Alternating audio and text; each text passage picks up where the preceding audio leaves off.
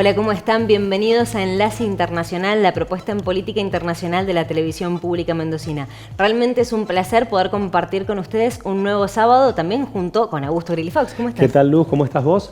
En esta ocasión muy contentos también porque vamos a tener una propuesta con una entrevista que va a ser muy interesante sobre la realidad de Brasil, dado que vamos a estar en contacto vía Skype en una entrevista de dos que vamos a realizar con Raúl Fittipaldi. Exactamente, muy interesante lo que vamos a tratar de hablar con él, no solamente de la cuestión sanitaria, sino también de lo que ha pasado con la anulación de las condenas a Lula da Silva, pero en un ratito nada más. También hemos traído propuestas para nosotros estar analizando el tema de la detención de Yanine Áñez en el marco del golpe de Estado que se produjo en diciembre-noviembre de 2019. Vamos a estar analizando todo lo que repercute y tenemos más temas. Exacto, de hecho también ver cuál es la realidad que se está dando en relación al golpe de Estado que se ha dado en Myanmar, actualizar un poco el proceso de la realidad que es cada vez más cruda y un poco más compleja, ¿no? Exactamente, la situación de Myanmar cada vez es más compleja y también vamos a estar analizando esta novedad que se conoció en la semana de la cumbre del Mercosur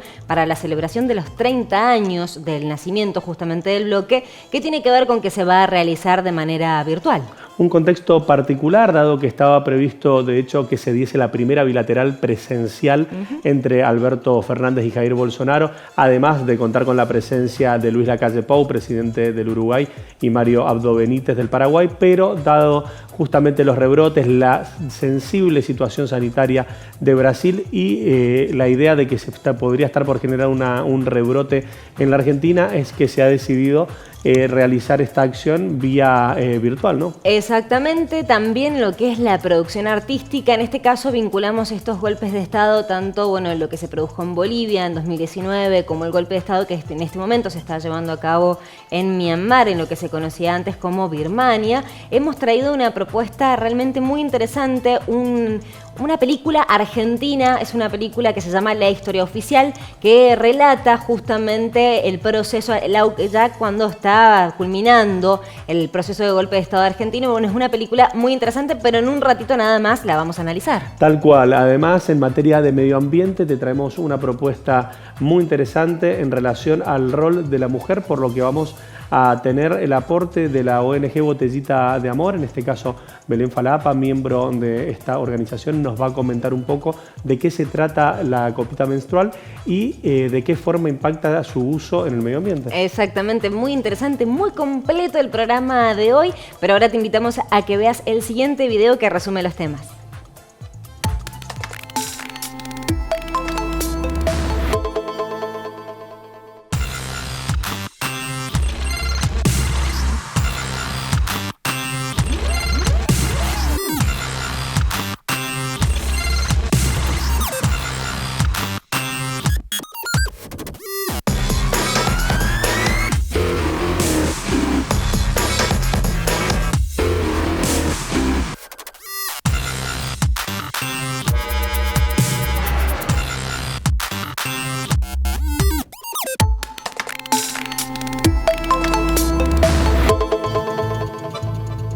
Ahora nos vamos a Bolivia justamente con lo que te anticipábamos en relación a la detención de la expresidenta de facto de Bolivia, Yanine Áñez, y 4 de sus ministros. De hecho, las órdenes para detención son 13 en total en relación a lo que es esta causa llamada causa golpe de Estado. Exactamente, la detención se produjo el fin de semana pasado, sí, en la localidad de Beni. Primero habían detenido a 2 ministros, al de Justicia y Energía durante el gobierno de Yanine Áñez, y el sábado detuvieron a la expresidenta de facto. Después, se realizó la imputación por sedición, conspiración y terrorismo, y el mismo domingo se dictó a través de una audiencia virtual la prisión preventiva por 4 meses, pese a que la Fiscalía había pedido 6 meses. Exacto, la Fiscalía había pedido 6 meses, pero la decisión fue justamente para evitar de que se diese algún tipo de interferencia por parte de la expresidenta de facto en la investigación y además de no correr riesgos de fuga. Exacto. Que ya está el antecedente del exministro Murillo, quien está declarado en fuga y se sabe que está en los Estados Unidos. Hay que ver cómo procede justamente la justicia norteamericana. Exacto, y de hecho la Fiscalía argumentó también que pedía los 6 meses de prisión porque cuando fueron a detenerla a Yanine Áñez, esta no se encontraba en su domicilio y lo que ellos argumentan es que estaba posiblemente tratando o de escaparse del país o tratar de ocultarse en un lugar para evitar ser arrestada. En riesgo de fuga. En riesgo de fuga, exactamente, por eso es que se dictó la prisión preventiva en contra de Yanine Áñez y estos 2 ministros, lo que se la acusa justamente son de estos casos que decíamos, sedición, terrorismo y conspiración. Esto automáticamente generó la reacción de diferentes miembros de la oposición, como por ejemplo Carlos Mesa o el expresidente Tuto Quiroga, que reaccionaron a través de sus redes sociales apuntando a que se trata de una persecución política. Exacto, el argumento que brindan es partiendo de la base que ellos entienden de que nunca existió un golpe de Estado, sino la renuncia de Evo Morales, lo que ya hemos analizado, de hecho se han pronunciado varios analistas, varios referentes sobre el tema y entendemos, partimos de la lógica de que cuando las Fuerzas Armadas cumplen un rol de sugerirle a un presidente que se vaya, no es el rol y por lo tanto se está presionando a un presidente y a partir de eso hablamos de golpe de Estado en Bolivia. No así lo entienden sectores de la oposición boliviana que justamente han convocado a organismos internacionales, digamos, poniendo el grito en el cielo para tratar de frenar estos tipos de procesos. Pero por otro lado, estos organismos internacionales se han manifestado planteando que lo que exigen son, principalmente o particularmente, es un transcurso limpio, transparente, sí, de dicho proceso, pero no se han manifestado en el sentido de que no haya existido un golpe de Estado. Sí, la que sí se manifestó en contra de que en cierta forma no haya existido, no es que argumentó esto, sino que se manifestó en contra de la detención de Yanine Áñez, fue la organización Human Rights Watch, a través de su titular, que lo que dijo es que no hay pruebas, no hay evidencias de que Yanine Áñez haya cometido el delito de terrorismo y que al igual que en su momento cuando se elaboró la orden de detención contra Evo Morales y esta organización pidió la liberación, que no se lo detuviera a Evo Morales, están pidiendo lo mismo para Yanine Áñez. Pero ojo que hay una cuestión muy interesante también, que la OEA se pronunció en cuanto a la detención de Yanine Áñez. Y sí marcó esta postura porque lo que hizo fue replicar un informe de CASLA, del Centro de Estudios para América Latina. Básicamente su titular fue Luis Almagro, el que replicó un tuit en donde esta institución lo que dice es que no hubo un golpe de Estado en Bolivia. Esto tiene que ver por el mismo rol de la OEA en cuanto al golpe de Estado, porque recordemos, en noviembre de 2019, horas antes de que Evo Morales renunciara producto de la presión por parte de las Fuerzas Armadas, la OEA publicó un informe diciendo que habían detectado irregularidades en los procesos electorales. Claro, de hecho, en ese proceso electoral donde la OEA marca fallas o detecta irregularidades, finalmente no se pudo terminar de demostrar esas fallas o irregularidades por un lado. Y por otro lado, sí, también vemos que tuvo un rol que no fue algo parcial. No. También llama la atención, o sea, es como que desde la OEA, desde la figura de Luis Almagro, que terminó muy desgastada después de esta situación, tratan de aclarar y es como que oscurecen, o sea... Sí, bueno, de hecho la Fiscalía de Bolivia dijo que, o sea, la Fiscalía no, en realidad el ministro de Justicia, el nuevo ministro de Justicia de Bolivia, ya adelantó que van a iniciar acciones en contra de Luis Almagro. Vuelven a intervenir en procesos que son absolutamente internos, y desde una forma, podríamos decir, desprolija. La realidad es que esto manifiesta que el rol de la OEA fue bastante poco claro, bastante poco transparente y sobre todo sobre su figura, el actual responsable Luis Almagro. Exactamente, la situación es completamente compleja en cuanto a la OEA. Si bien ellos estuvieron como observadores en las últimas elecciones en las que, bueno, resultó como presidente Luis Arce y emitieron un informe en donde dijeron que no encontraron irregularidades, ya quedaron prácticamente manchados por esta injerencia que tuvieron en 2019 con las elecciones en donde terminó todo en un golpe de Estado. La situación es bastante compleja, en las próximas horas se va a saber cuándo, digamos, sigue la investigación en contra de Yanine Áñez, pero por lo pronto durante 4 meses va a seguir detenida. Exacto, este proceso era algo esperable a partir del triunfo del movimiento al socialismo, no por un condicionante político, sino porque justamente el partido que fue, o sea, que había sido sacado del gobierno por irregularidades, por un golpe de Estado, por un proceso no constitucional, se estimaba que la siguiente gestión fuese la que tratase de llevar un poco de claridad a un proceso que no puede quedar impune. Exacto, el proceso no puede quedar impune, de hecho, bueno, hay que investigar.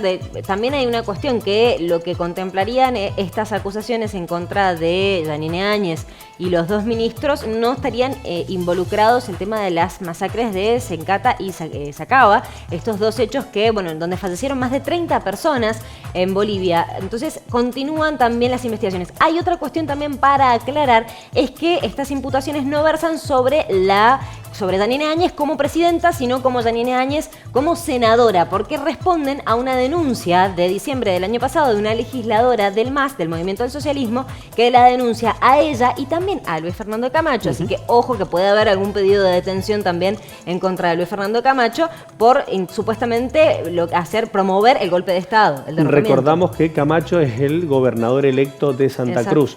Hay que ver también cómo se da esta situación en relación al gobernador de Santa Cruz de la Sierra. Exactamente, queda todo por verse, todo por analizarse allí en Bolivia, en un contexto en donde, bueno, distintas organizaciones, como decíamos, han manifestado un poco de preocupación en cuanto, por ejemplo, la Unión Europea, a través del representante Josep Borrell, lo que dijo es que lo que consideran es que se tiene que realizar el proceso de una manera transparente, legítima, siempre respetando el debido proceso y sin dejar que se inmiscuya en el medio algún tipo de propósito político, que por ahora se estaría justificando todo el accionar de la policía, de la Fiscalía de Bolivia, justamente por esto que estábamos diciendo, que se trata de delitos de antes de que ella fuera, digamos, la presidenta interina, podríamos decir, respaldada por la Constitución, como están argumentando la oposición. Exacto, así que un tema delicado que lo vamos a seguir en forma permanente y sobre todo también viendo cómo evoluciona esta investigación en el sentido de que, como comentaba Luz, hay muertes, hay fallecimientos. En su momento trató de omitirse la responsabilidad penal del ejército de Bolivia que acompañó el golpe de Estado que encabezó Yanine Áñez con una especie de DNU en el cual eximía penalmente de responsabilidades al ejército. Exacto. Algo absolutamente inconstitucional. Exactamente, y también está por verse la situación del periodista argentino Sebastián Moro, que aparentemente sería una de las primeras víctimas del golpe de Estado porque falleció justamente en el contexto de la investigación del golpe de Estado. Exacto, situación compleja. De hecho, acompañamos con absoluta solidaridad la causa del periodista mendocino Sebastián Moro, por principalmente el límite que ha puesto esa situación en relación a la libertad de expresión, lo cual el costo ha sido nada más ni nada menos que su vida. Exactamente. Pero bueno, ahora nosotros nos tenemos que cambiar de tema y ahora nos vamos a ir a Buenos Aires. ¿Por qué? Porque allí es donde estaba previsto que se llevara a cabo la reunión, la cumbre para celebrar los 30 años del nacimiento del Mercosur, teniendo en cuenta que Argentina tiene la presidencia pro tempore. ¿Pero qué pasó? Y la realidad es que vamos a tener un encuentro virtual, no es lo que se esperaba, como te comentábamos. Entendíamos que se iba a dar la primera bilateral entre Jair Bolsonaro y Alberto Fernández. Esto no va a ser posible, el contexto de pandemia, la sensibilidad sanitaria en la que se encuentra Brasil, además de también la situación compleja del Paraguay y el Uruguay. Exacto, la argumentación justamente para determinar que sea virtual es para poder preservar la salud de los participantes y siempre y tanto también lo que están haciendo es tratar de garantizar que se desarrolle de la mejor manera correcta y bueno, potenciando los diálogos entre las distintas naciones. Pero se va a tener que hacer virtual. Esto también, bueno, generó un poquito de respideces por el hecho de que decían de que Bolsonaro iba a llegar al país, como vos decías, para tener la primera bilateral con Alberto Fernández, que recordemos que ellos mantuvieron una conversación el año pasado, en noviembre, en el marco del aniversario número 35 de la firma del Tratado de Foz de Iguazú, que dio el pie, esa es la piedra fundamental para el Mercosur, pero si iban a reunir de manera presencial, esto quedó suspendido. Exacto, así que dentro de las limitaciones que esto plantea, también existe la posibilidad de que esta acción se lleve a cabo y sobre todo no dejando de lado la importancia de lo que representa el 30 aniversario de este bloque que representa la quinta economía regional a nivel internacional y todas las posibilidades que un buen uso de estos bloques permite, ¿no? Exacto. Ahora lo que vamos a hacer es seguir analizando día a día en base a cómo se organizan las diferentes actividades que estaban programadas. Cuestión de que, bueno, se habían organizado, por ejemplo, foros empresariales, académicos. ¿Qué va a pasar con eso? Ahí es donde va a jugar mucho la virtualidad y donde vamos a tratar de ver cómo seguirlo, sobre todo dado que ya está previsto encuentros entre equipos técnicos, entre cancilleres. De hecho, ya se dio un encuentro, pero es donde también se ve como una especie de quiebre en este contexto de pandemia para tratar de potenciar acciones sanitarias, políticas, económicas y sociales. Exacto. Tomo esto que vos decís y agrego un poquito más en cuanto al encuentro de los cancilleres, que es muy importante para tenerlo en cuenta dentro de los antecedentes de la celebración de los 30 años del Mercosur. El viernes pasado, los cancilleres de Argentina, de Uruguay, de Brasil y Paraguay participaron de una conferencia virtual que fue organizada por el think tank Atlantic Council, que es como para entenderlos, una plataforma de ideas. Allí se congregan diferentes personas y se potencian diferentes ideas y oportunidades para sacar adelante, como por ejemplo, de una cierta forma, la diplomacia informal, que fue lo que pasó el viernes pasado. Y allí aprovecharon los distintos cancilleres para poder llamarle la atención a Estados Unidos para que justamente este país le preste más atención al Mercosur. Exacto, hay una suerte de exigencia en un contexto en el cual también se le plantea esto a la figura de Joe Biden, quien manifestó la intención de hablar de un multilateralismo a partir de su gestión, de proyectar el rol de Latinoamérica de otra forma, con otra perspectiva, en el sentido de que entendía una oportunidad en la región, además de que él tiene el antecedente de haber realizado más de 15, 16 viajes cuando fue vicepresidente de Barack Obama. Exactamente. También el tema de Felipe Solá, que lo que dijo fue el tema de lo que potenció esto, de que prestar atención a Estados Unidos al bloque, al Mercosur, teniendo en cuenta la constante presencia y el aumento de la presencia de China en el bloque, en Sudamérica. Y sobre todo también cuando le representa a Estados Unidos este desafío de tratar de reposicionarse como principal potencia o certificar de que ya no lo sea esa potencia que en algún momento fue, en el sentido de que es acá donde se dan las diferencias muy concretas en relación a la lógica que plantea China, a la que plantea Rusia, y justamente la exigencia la plantea ahora el Mercosur para la región, en el sentido de pedir un rol presente pero respetuoso en materia comercial y política. Exactamente, así que por supuesto nosotros vamos a seguirlo durante toda esta semana, porque justamente es cuando se va a desarrollar esta cumbre del Mercosur y vamos a sacar las conclusiones de esta virtualidad, que es lo que deja el aniversario número 30. Pero ahora tenemos que cambiar de tema. Exacto, ahora nos vamos a Myanmar, justamente para actualizar un poco qué es lo que se ha dado en relación al golpe de Estado que se ha generado, donde las Fuerzas Armadas intervinieron, plantearon que se habían dado irregularidades en los procesos electorales y que iban a generar una intervención concreta de un año. La realidad ha sido difícil, se han dado muchas manifestaciones, la gente ha copado las calles y son muchas ya las víctimas que se han dado en este contexto, donde no salen a hablar, a argumentar a nivel internacional qué es lo que ha pasado. Varios países son los que hablan de potenciar las distintas limitaciones para que este país pueda llegar a responder. Exactamente, la situación allí en Myanmar, que es conocida anteriormente, antes de 1989, como Birmania, es muy compleja. Como bien decía Augusto, el tema de la cantidad de fallecidos en el marco de las protestas. Desde el 1 de febrero que se produjo el golpe de Estado no han parado las manifestaciones, las protestas y tampoco la represión por parte de la Junta Militar, que según la ONU, el Consejo de Derechos Humanos de la ONU, está dictaminando que ya la cantidad de víctimas superaría los 140 en el marco de las protestas, y según también el Consejo de la ONU, serían más de 2.500 las personas detenidas. Y también dentro de estas personas detenidas está la gran, líder del partido de la Liga para la Democracia, la Liga Nacional para la Democracia, Aung San Suu Kyi, que también es la ganadora del Premio Nobel de la Paz en 1991. Bueno, Aung San Suu Kyi está acusada por lo menos de 4 delitos. Uno de ellos, lo contábamos hace unos sábados atrás, esto de haber importado walkie-talkies de manera ilegal. Bueno, estas justificaciones por parte de la Junta Militar que no se explican, ¿no? Y el contexto realmente es muy grave. Desde la ONU y desde diferentes organismos internacionales están denunciando la situación, e inclusive conocíamos esta semana la denuncia por parte de Estados Unidos. Exacto. Además, también entender e interpretar que en este contexto se están llegando a situaciones muy complejas.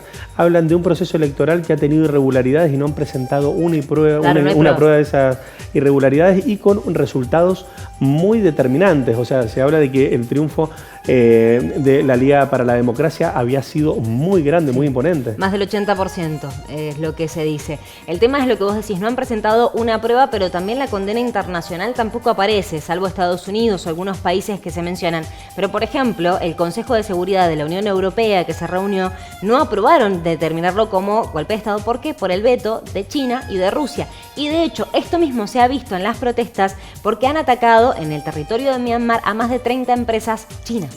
Exacto, ya la gente se está manejando también con criterio en relación de a quién van las quejas y las críticas.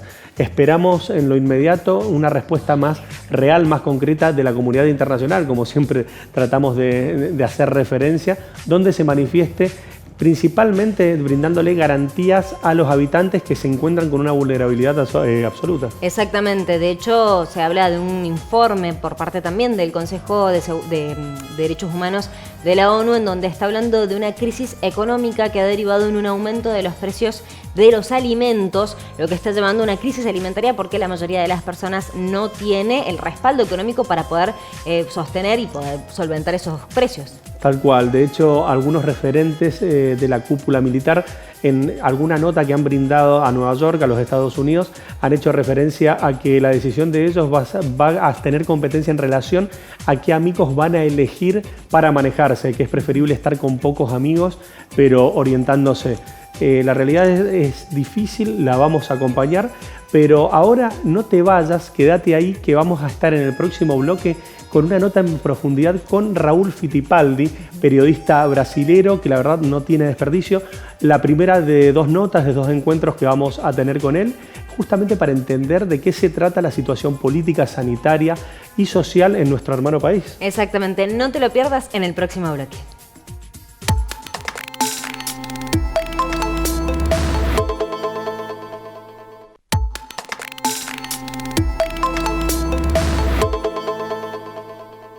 A continuación estamos en contacto vía plataforma virtual con Raúl Fittipaldi, periodista brasilero radicado en Florianópolis, para interiorizarnos un poco sobre la actualidad brasileña. Exactamente. Buen día, Raúl, ¿cómo estás? Buenos días, Augusto, buenos días, Luz. Bien, un día de viento. Vamos rapidito que el sistema virtual nos hizo algunas trampas esta mañana, Augusto. Totalmente. De hecho, bueno, ¿nos podés comentar un poco cuál es la actualidad en Brasil en materia sanitaria? Un nuevo ministro de Salud, el cuarto en un año, ¿no?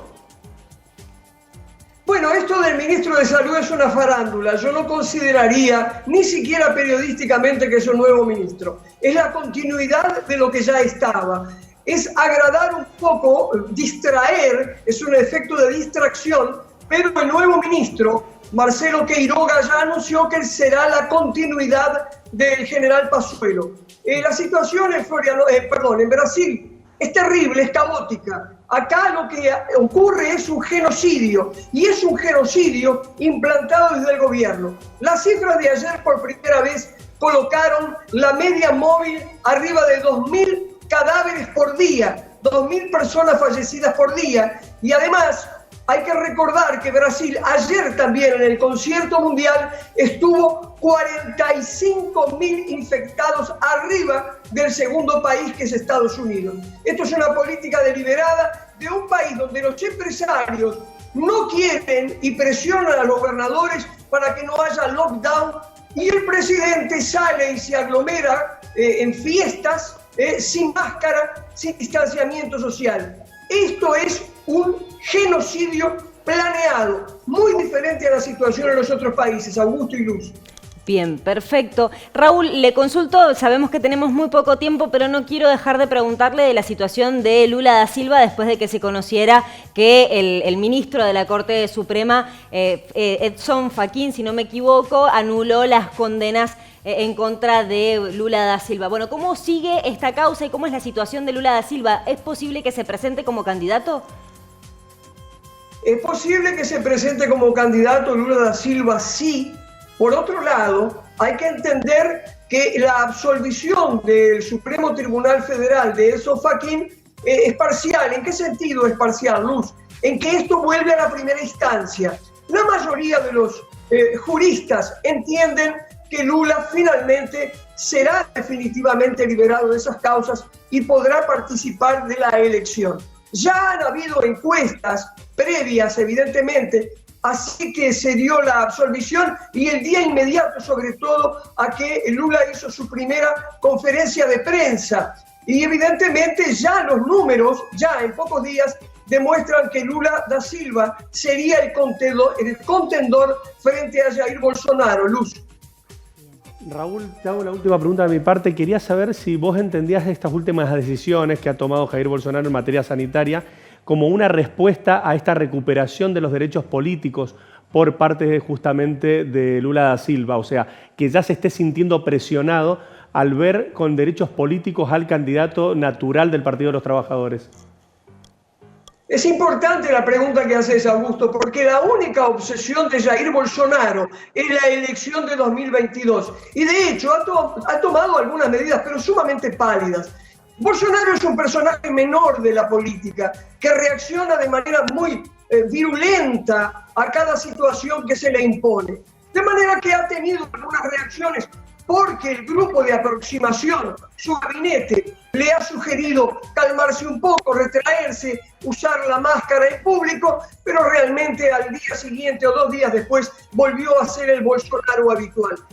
De todas maneras, para concluir un poco la respuesta al respecto de eso, hay que entender que Bolsonaro tiene un grupo de electores fijo de 25 a 30 millones de brasileños. Y eso es inevitable. Hablamos de las iglesias evangélicas, del empresariado que trabaja básicamente con commodities, es decir, y un sector del ejército. Eso es inamovible y eso no va a cambiar, muera 1 millón de personas o no. Voy a darles un dato, Luz y Augusto. Ayer, en la justicia ordinaria, el presidente de la República logró que los derechos, la libertad para festejar la dictadura de 1964. Ese es el punto de inflexión que tenemos en Brasil. O sea, un encaminamiento, por un lado, que nos direcciona hacia una dictadura impuesta por vía democrática, y otra que nos encamina a una elección nacional en 2022. Todo eso con el marco central de la tragedia sanitaria más grande de la historia, y además será, ya les adelanto, mayor hoy, más grande esta noche, a cada día más grande, porque los datos que recibimos son acumulados de varios días de los estados, de manera tal de que esos 3.000 muertos de ayer probablemente se repetirán hoy y mañana. Esa es la situación, y ahora sí, compañeros de la TV Pública, discúlpenme, me tengo que retirar. Muchas gracias, Luz. Muchas gracias, Augusto. Muchas gracias a vos, Raúl. Por favor, con nosotros Raúl Fittipaldi, justamente dándonos un panorama bastante complejo de la realidad sanitaria política brasilera, y con una proyección que no es muy alentadora. Exactamente, la proyección no es para nada alentadora. Ya ha habido picos de muertes, de contagios. Las unidades de terapia intensiva en 24 de los 26 estados ya se encuentran completamente saturados. Se habla de un 90%. Por ejemplo, en Sao Paulo, la principal ciudad, digamos, económica de Brasil, de hecho ya se habla de un 90% de la capacidad en las unidades de terapia intensiva. Hay problemas también en cuanto a lo que es la vacunación. Hay muchísimo retraso, de hecho, con el tema de la vacunación y la cantidad de fallecidos. Muchas personas han fallecido esperando inclusive tener un lugar en la terapia intensiva, esperando oxígeno. Exacto, de hecho, sin duda, esto es un poco el resultado de lo que ha sido el negacionismo que llevó a un aislacionismo muy real a Brasil, esta suerte política que planteó en su momento Jair Bolsonaro de alinearse en forma muy concreta a Donald Trump, sí, planteando un descreimiento muy concreto de la pandemia, generando un menosprecio justamente a las posibilidades de aislarse para poder cuidar la salud y tratando de priorizar las acciones económicas, y como aclaraba Raúl Fittipaldi, respondiendo a determinados intereses económicos en relación a las presiones que ha recibido, que es un poco el resultado que ha encontrado. Y también no es casualidad esta creación de esta nueva cepa en la zona de la Amazonía, donde Manaus, justamente se ha creado, según especialistas y publicaciones de New York Times y de Washington Post, una suerte de laboratorio a cielo abierto. Exactamente, la situación es muy complicada si podemos analizar esto de Manaus, pero en distintas regiones también. El tema es que, como bien decía Raúl Fittipaldi, ha habido un nuevo cambio en cuanto a lo que es el Ministerio de Salud. Pazuello, que era un general retirado, bueno, el que estaba encargado del Ministerio de Salud, fue dejado de lado para reemplazarlo por Marcelo Queiroga, que es un cardiólogo que es muy amigo, de hecho, de Bolsonaro, y lo decía el mismo Raúl Fittipaldi, va a ser la continuidad de lo que ha hecho Pazuello. Y bueno, esto ha sido foco en el análisis de esta semana en cuanto a qué va a hacer, si va a proponer o no un confinamiento. Aparentemente no lo va a hacer, aparentemente va a continuar con la misma línea de Pazuello, es decir, apertura de la economía sin resguardo de la salud y sin priorizar justamente la salud de los brasileños. Hay que evaluarlo porque la situación es realmente muy complicada y hay que tener en cuenta el hecho de que, bueno, están las elecciones en el año 2022, la situación de cómo lo va afectando la imagen pública a Bolsonaro, la falta de vacunas y la cantidad de fallecidos, esto puede afectar. Entonces hay que ver si le conviene o no a Queiroga seguir con la línea de Pazuello.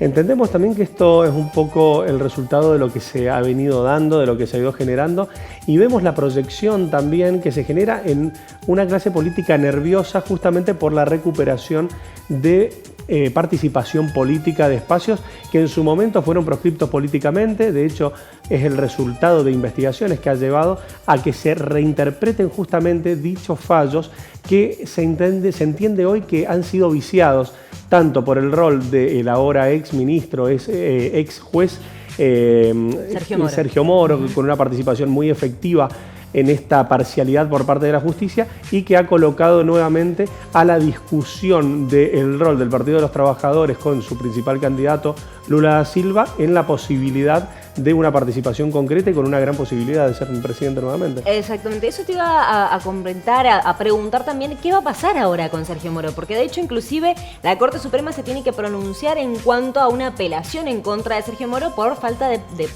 por parcialidad, por falta de imparcialidad en cuanto a los juicios. ¿Qué puede pasar? Esto básicamente es el principio, podríamos decir, de varios procesos judiciales. El foco obviamente recae sobre la figura de Lula da Silva, pero sin duda son varios los actores. Si se demuestra que hubo falta de parcialidad, va a tener que rendir ante la justicia el propio Moro, en el sentido de que se habría utilizado una fuerza independiente para justamente generar una tendencia y potenciar la proscripción del candidato que mayor medición tenía para lo que fueron las elecciones pasadas. Exacto, y teniendo en cuenta también que está la prueba de un audio entre Sergio Moro y los fiscales en donde se escucharía perfectamente cómo arman la causa en contra de Lula da Silva. Tal cual. Además, también tener en cuenta que esto se da en un contexto en el cual, como varios analistas han planteado, en Brasil todos los estadios, podríamos decir, que generan poder, van midiendo la realidad en el termómetro social. Hoy el termómetro social está midiendo muy elevado,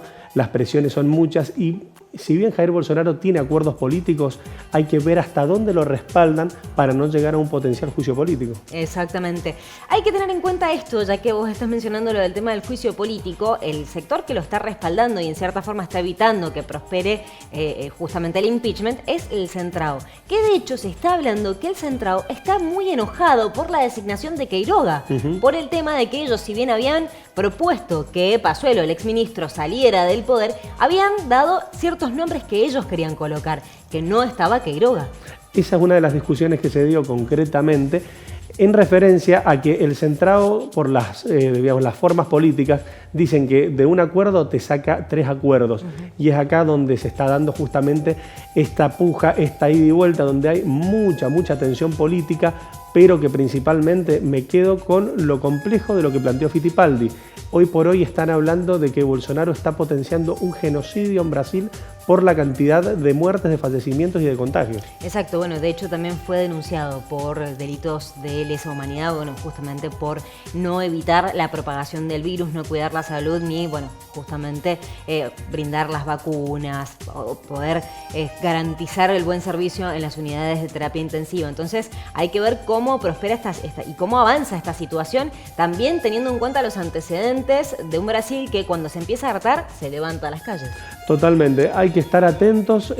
Vamos a tener en el corto y mediano plazo otra entrevista, otro encuentro con Raúl Fittipaldi. La verdad que el tiempo fue muy cortito que pudimos tener, pero le sacamos bastante el jugo, en el sentido de que nos pudo dar un pantallazo concreto y real, y en lo inmediato vamos a estar profundizando con él. Exactamente, seguramente lo vamos a contactar a la brevedad para poder profundizar más, por ahí meternos más en el análisis, no solamente de la situación sanitaria, sino de todo lo que se viene en materia política. Estamos en 2021, falta muy poco, si podemos analizarlo, para las elecciones de 2022 y todo puede pasar, así que seguramente lo vamos a contactar a la brevedad para meternos en profundidad. Hoy tuvimos estos desperfectos técnicos que no nos permitieron ahondar un poco más en el tema, pero por lo menos fue contundente y claro en esta entrevista.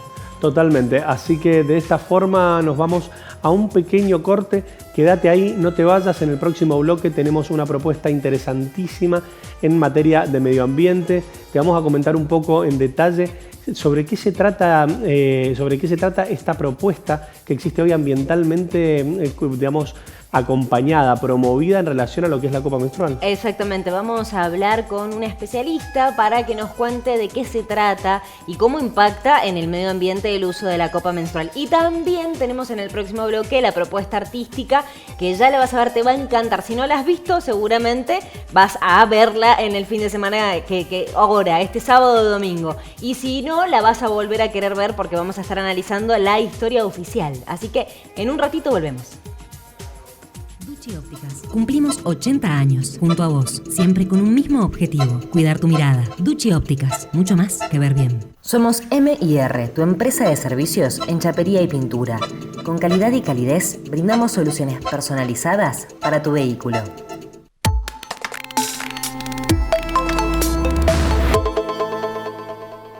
Continuamos con Enlace Internacional. Como te anticipamos, tenemos el bloque de medio ambiente y en esta ocasión una propuesta, la verdad, que interesantísima. Exactamente, muy interesante la propuesta de hoy. En esta oportunidad vamos a estar hablando de qué son las copitas menstruales, para qué sirven, cuáles son los beneficios, cuál es el impacto también ambiental, para lo cual tenemos una entrevistada de lujo. Vamos a hablar con Belén Falapa. Ella pertenece al grupo Botellitas de Amor, que una vez por mes nos van a traer alguna temática en particular, y esta surgió para esta semana. Buen día, Belén, ¿cómo estás?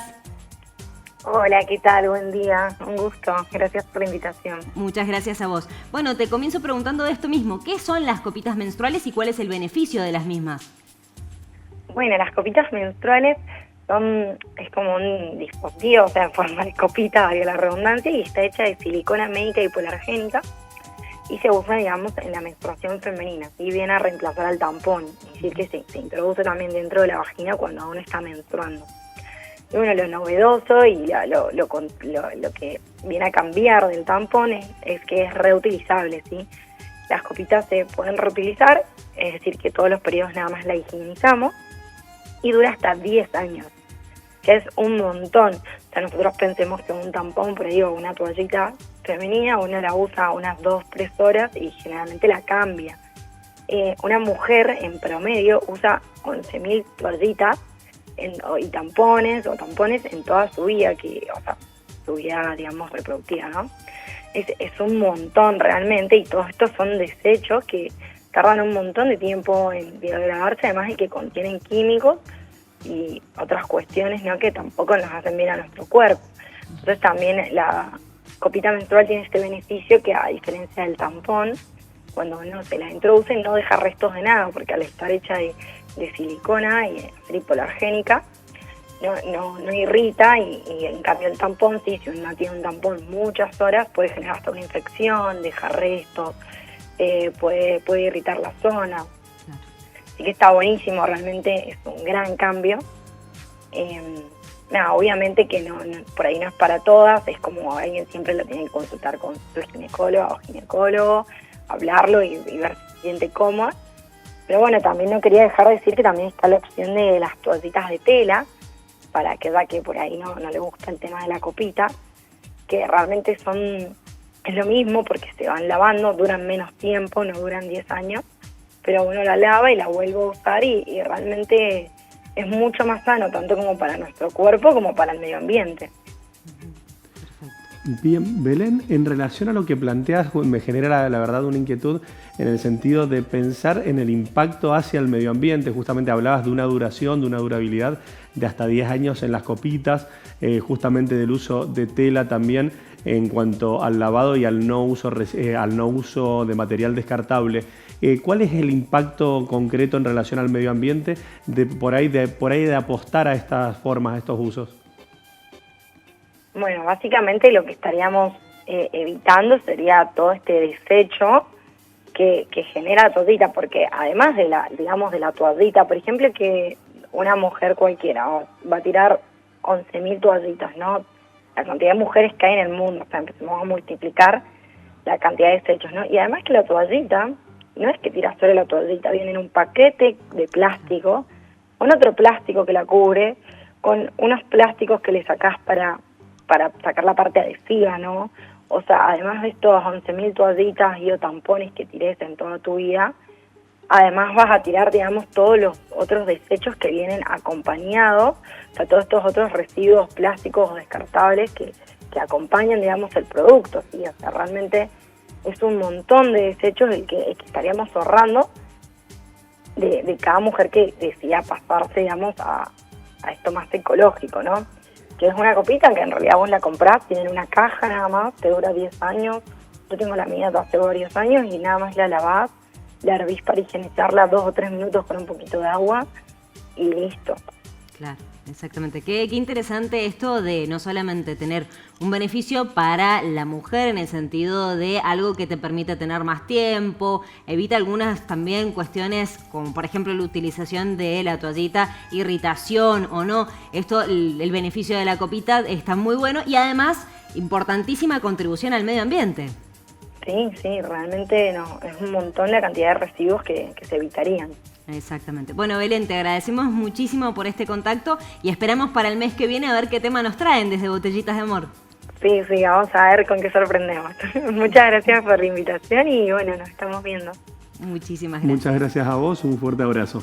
Hasta luego. Con nosotros Belén Falapa, justamente de Botellitas de Amor, de esta ONG, que plantea una lógica interesante, disruptiva y descontracturada en materia de medio ambiente y que nos van a estar trayendo una sugerencia mensual para reinterpretar un poco los usos y la lógica del medio ambiente. Exactamente, muy interesante la participación de Belén y de toda esta organización, como vos decías, la ONG, que nosotros ya lo contamos hace unos sábados atrás, qué es lo que hacían ellas en particular, pero son personas tan comprometidas con el medio ambiente que es muy interesante también escucharlas desde diferentes perspectivas y también traer nuevas propuestas. Exacto.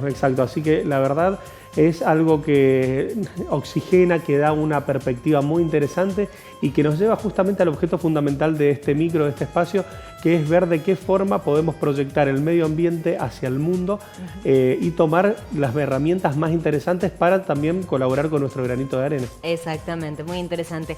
Pero ahora nosotros nos vamos a ir al segmento de la producción artística. Nos podías escuchar en el primer bloque hablando del golpe de Estado en Bolivia, así recordando un poco lo que pasó en 2019 en base a la detención de Yanine Áñez y de, justamente los exministros también que la acompañaron, 2 ministros también quedaron apresados. En base a este golpe de Estado de Bolivia, se nos vino a la cabeza una película representativa de nuestro último golpe de Estado de 1976, el proceso de reorganización nacional, que nos dejó marcados hasta el día de hoy y de hecho encima la semana que viene se cumplen también un nuevo aniversario, el 24 de marzo. Exacto, de hecho la verdad que es muy interesante trabajar este tipo de conceptos entendiendo lo que representa, película, si quieren también para tener en cuenta, ganadora de un Oscar, pero muy representativa en lo que fue el fin de una era en el cual se empezó a trabajar con gestos artísticos y compromiso la memoria, la verdad y la justicia. En este sentido es muy interesante poderlo valorar, poder contextualizar lo que significa eso. En varias ocasiones hemos hablado de las juventudes que han nacido en democracia. Justamente creo yo que es lo más importante es que estos sectores sean los que apuesten a conocer un poquito de nuestra triste historia, pero que hay que tener siempre presente. Exactamente, estamos hablando de la película La Historia Oficial de 1985. Primero veamos el tráiler de la película y después analizamos un poquito más.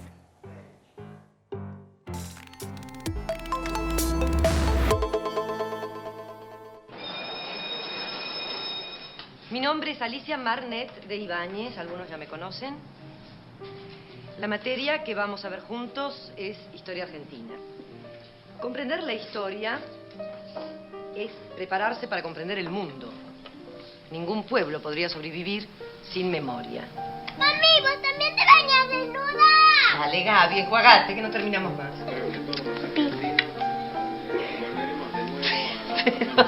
¿Qué estás haciendo aquí? Y la historia es la memoria de los pueblos. ¿Y vos, Roberto? ¿También estabas allí cuando nació tu hija? No. Yo pienso que ella es una jodida. Y ella piensa que vos te merecías algo mejor que una mujer estéril. Había mujeres embarazadas que perdían allí sus hijos. Y otras que se las llevaban, pero volvían solas. Porque al chico se lo daban esas familias que los compran sin preguntarle a dónde vienen. Que vos me dijiste que ella estaba de acuerdo, pero ¿cómo sabés que estaba de acuerdo? A lo mejor ella ni siquiera sabía que le estaban quitando a la hija. ¿Qué me estás preguntando? ¿Qué carajo me estás preguntando? Siempre es más fácil creer que no es posible, ¿no? Sobre todo porque para que sea posible se necesitaría mucha complicidad, mucha gente que no lo pueda creer aunque lo tenga delante, ¿no? Sí, estos datos se anotan al nacer. El peso, altura, todo esto tiene que estar también en el hospital, ¿no? Usted busca un bebé, ¿no? Sí.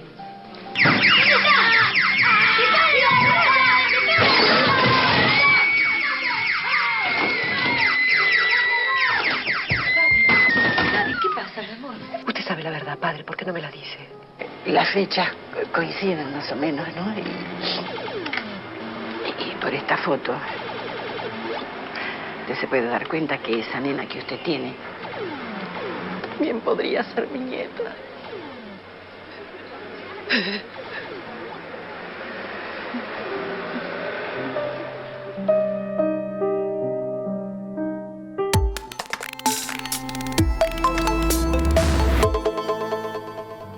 Una pieza con un valor histórico, la verdad, que altísimo, que sirve mucho para lo que decía recién, para plantear esta lógica que es la que ha sido fundamental para las democracias, que es justamente poder llevar los procesos a la justicia, poder avanzar, evolucionar. La Argentina en ese sentido ha sido un país modelo y esta obra ha sido una de las que ha respaldado este tipo de procesos. Exactamente. La película es del director Luis Puenzo. Ustedes podían ver como protagonistas a Norma Aleandro, Héctor Alterio.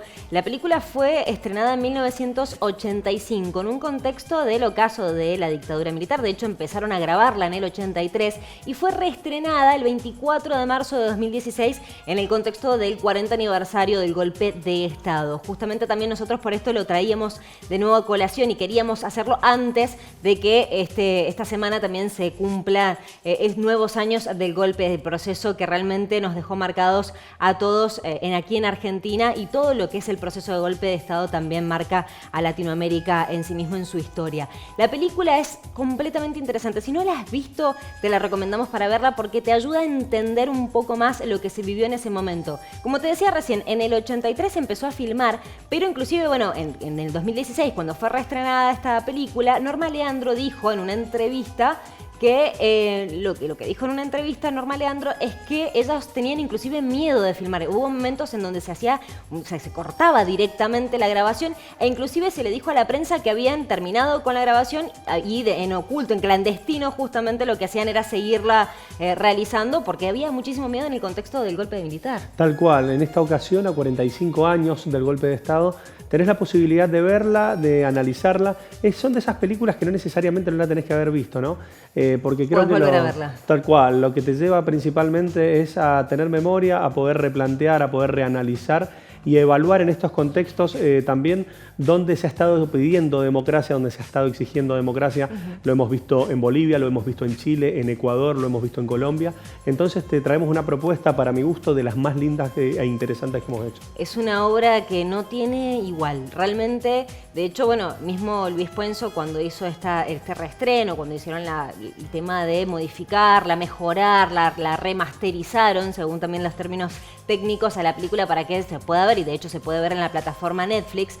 Lo que dijo es que no le cambiaría ninguna coma directamente a la película, y que está orgulloso de ella, porque de hecho realmente es un reflejo muy fuerte, duro y bastante real de lo que se vivió en ese momento, que la película está ambientada en 1983, en el ocaso de lo que era la dictadura militar. Todavía no había finalizado, pero ya se estaba viendo que iba a finalizar. De hecho, bueno, por ejemplo, Héctor Alterio, que es el personaje que hace del esposo de Alicia, que es Norma Aleandro, es un empresario que está vinculado y que tiene negociaciones con la dictadura. El tema de la crisis económica se puede ver. Bueno, por eso también está bueno que si la viste y no le prestaste atención a ciertos detalles, está bueno para hacerlo ahora. Y si no la has visto, es una película que hay que ver. Totalmente, así que de esta forma le damos cierre, podríamos decir, a lo que ha sido la propuesta en medio ambiente, a lo que ha sido la propuesta en materia cultural para poder interpretar distintos procesos. Pero contanos qué te ha traído Kika Moda esta semana. Exactamente, Kika Moda me ha dado un conjunto divino, ¿sí? Una calza pantalón con estos remerones que están completamente de moda, son la última tendencia. Ustedes también pueden ir a ver toda la ropa divina que tienen con algunos precios en liquidación, ojo que está muy bueno, en Martínez de Rosa 723, casi esquina Arístides Villanueva. Allí ingresan por el local de Carola Poggio, y muchísimas gracias a Kika Moda, ¿no? Exacto, así que de esta forma, ahora sí, damos un cierre total a lo que ha sido este programa, en la previa a lo que es el 24 de marzo, para lo cual te invitamos también a participar a tu forma, a conmemorar un día que es fundamental para la historia y para la realidad de nuestro país. Y por otro lado, nos encontramos la semana que viene para analizar un poco lo que nos deja la política internacional en esto que es Enlace Internacional. Exactamente, nos reencontramos el sábado que viene para poder seguir analizando todo lo que ocurre, y por supuesto vamos a traer a colación justamente el aniversario número 45 del golpe de Estado aquí en Argentina. Bueno, justamente te invitamos a que reflexiones, a que hagas memoria, y que a partir de la memoria se puede luchar también. Así que nos vemos. Chau, chau.